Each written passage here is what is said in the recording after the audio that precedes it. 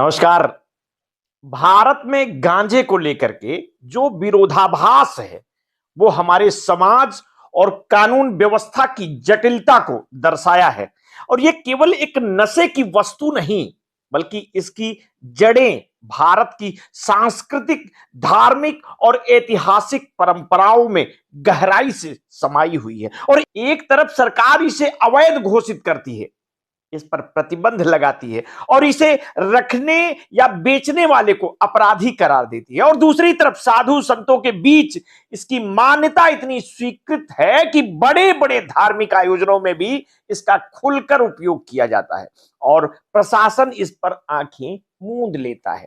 यह विरोधाभास केवल गांजे तक सीमित नहीं है। भारत में कई ऐसे मामले हैं जहां कानून और परंपरा एक दूसरे के आमने सामने खड़े नजर आते हैं। कुंभ मेले में जहां नागा साधु और अन्य संप्रदायों के संत गांजे का धुआं उड़ाते दिखते हैं, वहीं कोई आम नागरिक अगर इसे पीते पकड़ा जाए तो उसे जेल भेज दिया जाता है। ये दोहरा मापदंड वो सवाल है जिसे हाल ही में एक व्यक्ति ने उठाया और जिसके चलते वो खुद विवादों में आ गया। बीते दिनों आईआईटी बाबा उर्फ अभय सिंह चर्चा के केंद्र में रहे। उनके सवालों ने पूरे सिस्टम पर एक बड़ा सवालिया निशान लगा दिया। उन्होंने पूछा कि जब नागा साधु और अन्य संप्रदायों के संत खुलेआम गांजे का सेवन कर सकते हैं तो फिर मुझे अपराधी क्यों बना दिया गया? यही सवाल भारतीय समाज की एक कड़वी सच्चाई को उजागर करता है। हमारे देश में गांजा बेचना और खरीदना कानूनी रूप से अपराध है, लेकिन इसे पीने वाले लाखों करोड़ों लोग हैं। गांजा पीने के लिए जो गोगो अथवा अन्य पेपर से बने विशेष पाइपनुमा सामग्री इस्तेमाल किए जाते हैं वे खुलेआम दुकानों पर बेचे जाते हैं और सरकार इस पर टैक्स भी वसूल करती है। कंपनियां इन्हें बनाती हैं, उनकी बिक्री होती है, सरकार उससे जीएसटी वसूलती है, लेकिन जिस उद्देश्य के लिए ये सामान बनाए जाते हैं वो गैर कानूनी घोषित कर दिया गया। ये कैसा न्याय है? ये सवाल है। भारत में गांजे का इतिहास बहुत पुराना है। पुराने शास्त्रों में भी इसका उल्लेख मिलता है। ऋग्वेद और अथर्ववेद जैसे ग्रंथों में इसे औषधीय और आध्यात्मिक दृष्टि से महत्वपूर्ण माना गया है। कई साधु संत ध्यान और साधना के लिए इसका उपयोग करते आए हैं। शिव भक्तों के लिए यह एक प्रकार से भोलेनाथ का प्रसाद माना जाता है, लेकिन जब यही चीज आम जनता के हाथ लगती है तो कानून इसे अपराध मानता है। कुंभ जैसे धार्मिक आयोजनों में सरकार गांजे के खुलेआम सेवन को अनदेखा कर देती है, लेकिन किसी गली मोहल्ले में कोई आम व्यक्ति पकड़ा जाए तो उसे अदालतों के चक्कर काटने पड़ते हैं। और यह विरोधाभास आखिर कब तक चलेगा?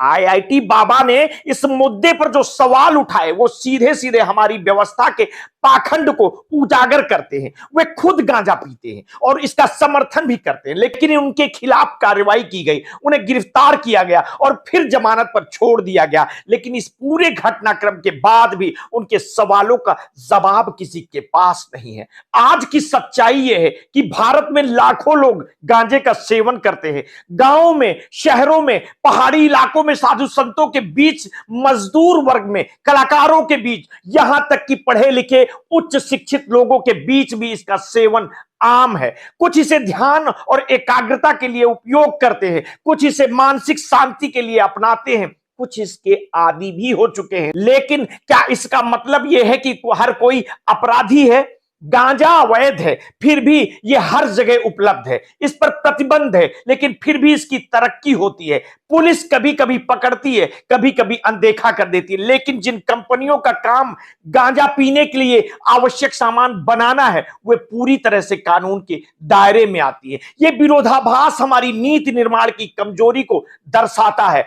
भारत में कई ऐसे देसी नशीले पदार्थ हैं जिनका उपयोग सदियों से किया जाता रहा है। अफीम, भांग, गांजा ये सब भारतीय परंपरा का हिस्सा रहे हैं। कुछ का औषधि उपयोग भी है, लेकिन अंग्रेजों के शासनकाल में इन पर नियंत्रण लगाया गया। धीरे धीरे इन्हें अपराध बना दिया गया। आज दुनिया के कई देशों में गांजे को वैध करार दिया है। अमेरिका के कई राज्यों में इसे नियंत्रित तरीके से बेचा जाता है। कनाडा, जर्मनी, थाईलैंड और अन्य कई देशों में इसे औषधि और मनोरंजन के उपयोग के लिए वैध माना गया है। इन देशों की सरकारें इससे टैक्स वसूल करती है और इसका दुरुपयोग रोकने के लिए सख्त नियम भी बनाए हैं। भारत में भी कुछ विशेषज्ञों का मानना है कि अगर गांजे को नियंत्रित और कर प्रणाली के तहत लाया जाए तो इससे न केवल अवैध तस्करी पर रोक लगेगी बल्कि सरकार को राजस्व भी मिलेगा। लेकिन इस पर कोई ठोस नीति नहीं बनाई गई है। गांजे पर रोक लगाने का यह विरोधाभास केवल सरकार की नीतियों तक सीमित नहीं है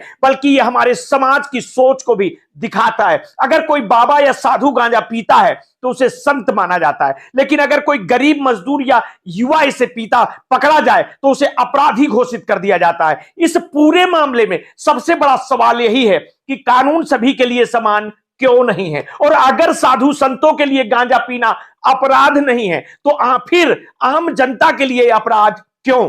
अगर सरकार को गांजे से जुड़ी वस्तुओं से टैक्स वसूलने में कोई दिक्कत नहीं है तो फिर इसके उपयोग को पूरी तरह अवैध घोषित करना कितना उचित है? भारत में नशे की समस्या केवल गांजे तक सीमित नहीं है। शराब, अफीम, ब्राउन शुगर, हेरोइन ये सब आसानी से उपलब्ध है, लेकिन शराब को कानूनी दर्जा दिया गया है क्योंकि इससे सरकार को भारी टैक्स मिलता है।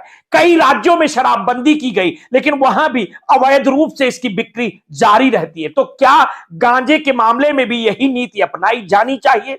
क्या इसे नियंत्रित किया जाना चाहिए या फिर इस पर पूरी तरह से प्रतिबंध लगाना चाहिए? जब तक इन सवालों का जवाब नहीं मिलता तब तक यह विरोधाभास बना रहेगा। सरकार इसे अपराध मानती रहेगी लेकिन इसकी तस्करी और खपत जारी रहेगी। साधु संत इसे पीते रहेंगे और आम आदमी जेल जाता रहेगा। यह भारत की कानून व्यवस्था की एक ऐसी विडंबना है जो न जाने कितने वर्षों से चली आ रही है और आगे भी चलती रहेगी। लेकिन यह सवाल उठते रहेंगे, गांजा अपराध है या परंपरा? कानून सभी के लिए समान है या नहीं? और अगर नहीं तो इस दोहरे मापदंड का समाधान क्या है? आप हमें अवश्य बताइए कमेंट करके। आपने अगर अभी तक हमारे इस चैनल को सब्सक्राइब नहीं किया है तो तत्काल कर लीजिए। बेल आइकन दबाना बिल्कुल ना भूलिए। अपने स्वास्थ्य के प्रति सचेत रहिए, सजग रहिए, गांजे से दूर रहिए। बहुत बहुत धन्यवाद। साधुवाद।